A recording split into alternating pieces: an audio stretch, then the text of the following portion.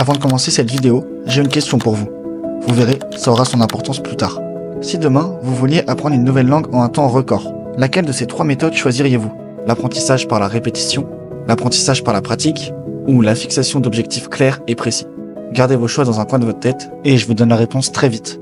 Aujourd'hui, tout évolue très vite. Ceux qui savent s'adapter, apprendre rapidement et maîtriser de nouvelles compétences ont toujours une longueur d'avance. Peut-être que tu souhaites apprendre à jouer un instrument, à savoir parler une langue ou encore à connaître un sujet complexe. Eh bien tout ça c'est possible, mais seulement si tu utilises les bonnes méthodes.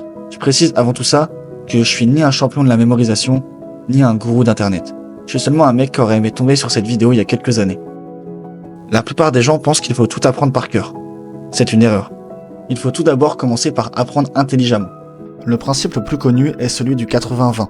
Il dit que 80% des résultats viennent de 20% d'efforts. Par exemple, si tu veux parler une langue rapidement, inutile d'apprendre des milliers de mots.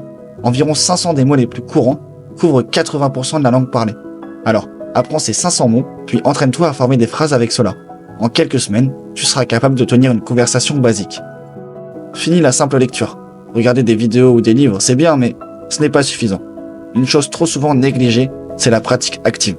Prenons un exemple. Imaginons que tu veuilles apprendre la guitare. Plutôt que de passer des heures à regarder des tutos sur YouTube ou peu importe, tu prends ta guitare et tu joues. Même si au début, ce qui est normal, tu feras des erreurs, si tu passes 1 heure à apprendre quelque chose, consacre au moins 30 minutes à l'appliquer immédiatement. C'est la méthode du 50-50. 50% de théorie et 50% de pratique. Conseil numéro 3. Utilise la répétition espacée. Elle repose sur le fonctionnement de l'hippocampe et du cortex cérébral. En gros, ça consolide la mémoire à long terme. En espaçant les répétitions à intervalles optimaux, on va stimuler la plasticité synaptique, ce qui va rendre l'information beaucoup plus résistante à l'oubli. Pour faire simple, notre cerveau oublie rapidement les informations si on ne les révise pas correctement. Si tu veux apprendre quelque chose rapidement, tu dois savoir exactement où est-ce que tu veux aller. Imaginons que tu veuilles apprendre à dessiner. Si tu te dis simplement « je vais apprendre à dessiner », c'est trop vague. Mais si à l'inverse tu te dis « en 30 jours je vais être capable de réaliser des croquis et des portraits », tu as un objectif clair, précis et atteignable. Bref, revenons sur le dilemme du départ. Tu as donc compris qu'il n'y a pas de mauvaise réponse. Toutes ces méthodes sont efficaces. Tu peux soit les combiner, soit te les approprier. Choisis celle qui te correspond le mieux. Alors maintenant, pose-toi cette question avant de réviser ton prochain contrôle.